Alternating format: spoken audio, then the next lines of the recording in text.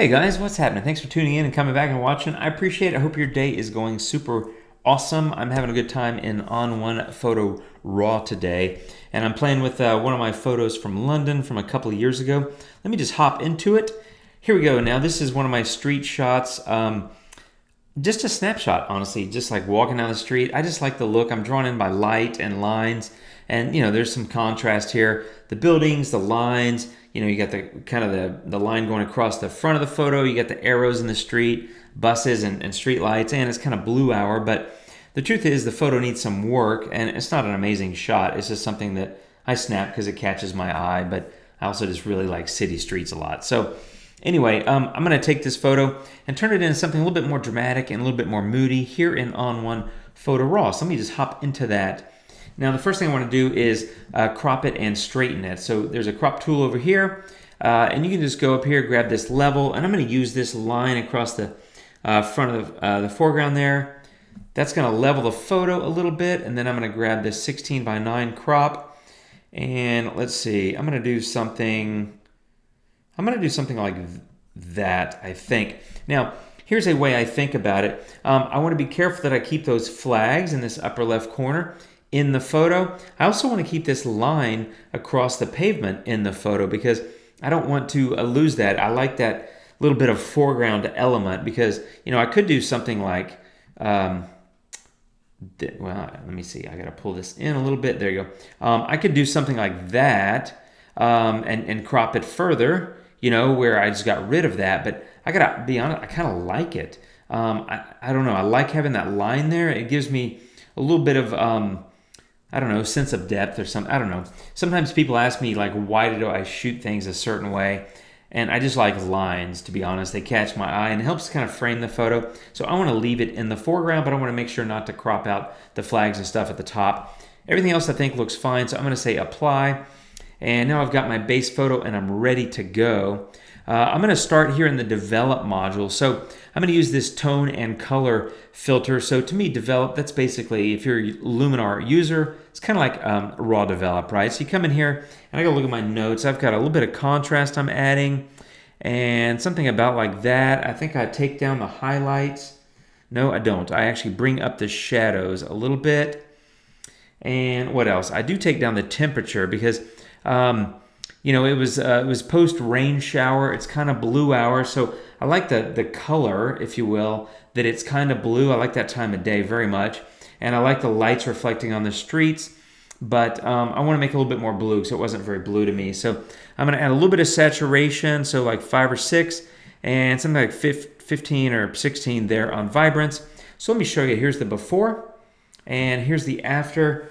And that's it on that filter. So there are other things here in the develop tab, but I'm going to hop on over to effects. And this is where you start grabbing individual filters and sticking them on the photo. So once in effects, I'm going to click add filter and I'm going to start with dynamic contrast. Now, as you can see, it automatically applies some settings, medium and large at 15 and 20 respectively. Let me show you the before and the after. It definitely gives it a nice little kick, and I kind of like it like that. Even though that's sort of the default setting, I'm okay with it. I think it looks good, and it helps me kind of get closer to what I'm looking to do with this photo. So that's a one click and done, and I can go ahead and get the next filter. So one of the things I'm trying to do is create a little bit more dramatic and moody photo, as I said. So I'm actually going to get this HDR Look. And as you can see here, or maybe you can read that in the filter description, but it says it recreates HDR style of tone mapping with accentuated edges and sharpening. So I'm going to hit HDR Look, and you can see it's already getting kind of crispy. Now, that's not the look I'm going for. I want to give it a little bit of kick. That's a little too much. So the two sliders I really want to hone in on here are compression and detail. Compression, if you go to the right, it just really accentuates that HDR look. And detail will really make it crispy. So I don't want to do either one of those. If you go detail to the far left, you start to get really blurry. To me, that's that's kind of like using negative structure in Luminar if you happen to be a Luminar user. So I think detail, I'm at like 10 or something. Yeah. So let's just go to about 10, 11 looks fine. And compression, I want to get way back down here. I want to get like around 45, 44. So there we go. I'm going to take highlights down, so down about 50 or so. And I'm going to take the shadows down a little bit. That's creating a little bit of mood, a little bit of contrast as well. And I'm going to give it a tiny bit of vibrance, so something like that. So let me show you what this HDR Look slider added to the photo. I'm going to turn it off. There's the before HDR Look, and there's after. So a little bit more contrast, a little bit of kick and crunch, but it doesn't scream, oh my God, over the top HDR. Jim, what are you doing? It's horrible. I mean, it's a little bit crunchy, but it's not that bad, and I kind of like it. I've got another filter that's actually going to counteract a little bit of that in a minute, but let me show you one more time. HDR Look before and after, just a little kick. I kind of like it right there. And this is where I continue to iterate on a photo. Sometimes I'll use a filter and then go back and make adjustments to it later. I'm not really doing that here, but that is how I ended up getting to the adjustments that I got to. In other words, my process isn't linear all the time. It isn't, okay, first add this filter and do that, then add this filter and do that, then add a third filter and do this. It's add a filter, experiment, add a second filter, experiment, maybe go back to the first and experiment a little bit more. Go add a third filter, do something. Oh wait, now I'm gonna go back to the first filter. So I bounce around a little bit. So these videos are really kind of suggestions, and they give you maybe hopefully some tips and tricks, but I don't want you to think this is exactly what you do with the exact steps. I encourage you to experiment and find your own best methods, because these are suggestions, because your photos are not going to be exactly like mine. And by the way, your tastes are not going to be exactly like mine. So, okay, I'm going to keep moving. Here I get into a little bit of color fun, and I do that with one of my favorite filters, which is split toning. Split tone allows you to basically pick a color and saturation level for the highlights and also for the shadows, and do that separately. So you can get some interesting color tones. You can mix and match things and make them kind of very awesome or very unique and different. You can also do things like a vintage kind of sepia look. In this case, I'm kind of bringing up the blue. So the hue on the highlights, I think I'm just going to leave it like that. The highlights, I might give it a little bit more saturation. But the hue for the shadows, I'm gonna bring that amount up a little bit, something like that. So this is not a huge shift. I just went with there it is before, and there it is after. I'm kind of bringing up a little bit of that blue, and in fact, I might actually take the saturation down a little bit in the shadows. I don't think I want to. Oh, sorry, I'm moving balance.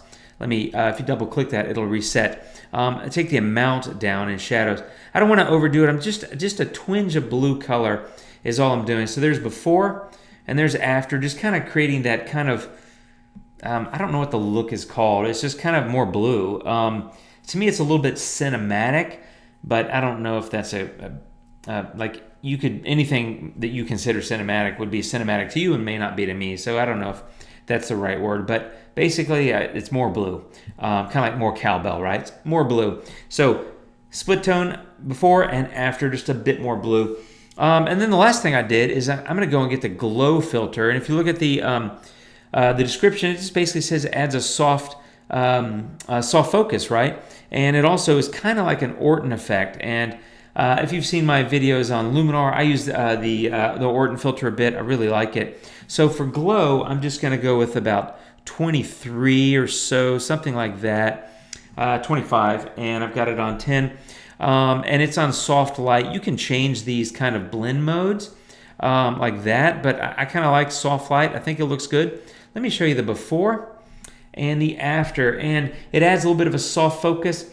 It also adds a little bit of shadow, which is going to create a little bit more contrast between the darker and the lighter areas. So one more time, before glow and after. And this is where I talked about a few minutes ago, where it sort of counteracts a little bit of what I did with the HDR Look slider, and that's part of the delicate dance I talk about. You just experiment and see what kind of look you're going for and find what works for you.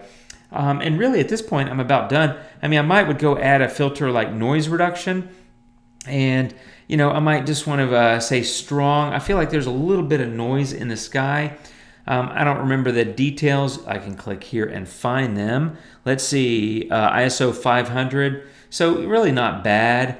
There's my histogram. I'm going to go back to navigation, but it's a little bit grainy in the sky. Some of this also is because I added the HDR effect here across the whole photo. Note that you have masking, and you can brush that in just to the street and the building which probably would have been a good idea, to be honest, but I wasn't thinking about it at the time. But I'm going to do a little masking here. So you click on that little, looks like a Japanese flag kind of, and I'm going to hit invert. And what that does is that means black conceals and white reveals, so it's all concealed. And I'm going to go over here and make sure I'm on paint in, not paint out. And do I like the size of my brush? I do. And I'm just going to paint this into the sky a little bit and just get a little bit of that noise out. And I'm not going to mess with being careful about the flag and all that. I'm just pulling up or taking care of some of that. And it just looks a little bit better to me. So, no, tell you what I'm going to do. I'm going to go to glow. I'm going to add a little bit more glow. Like I said, this is part of that dance. I'm going to go over here. Now, let me zoom in. If you look at the noise reduction, here's the before. You can see it's a little bit grainy there, but I kind of like some of the crispiness there. So hence I just took the noise reduction and put it in the sky. It's a little bit reduced there, but I didn't give up anything in the details of the photo. Just a quick edit there. I don't know how quick it was, to be honest, but let me show you the before. Here's my street scene, post-rain, kind of blue hour, a little bit of street light falling, but not very blue, not very dramatic, kind of flat, and a little bit lifeless. I've added more contrast, a little bit more color, and just made a little bit of a moody shot. It's just something I like to do. It's a look that I kind of enjoy. But mostly I just wanted to walk through this workflow in On1. Hope you enjoy it and hope you get something out of it. Do let me know if you have any questions. I'm happy to do what I can to help. Again, I'm kind of getting started with On1, so I'm working through a lot of these filters, the masking tools and all that, and trying to kind of refine and hone my workflow and my skills in the product. But I don't consider myself being super well educated on it. I'm getting there, but I'm having fun. Just wanted to share this with you. Thanks for watching, my friends. I appreciate it. If you have any questions, let me know. Like, share, subscribe, all that stuff, and then see you soon with another video. Hope you're having a great day. Thanks for watching. Take care. I'll see you soon, and adios.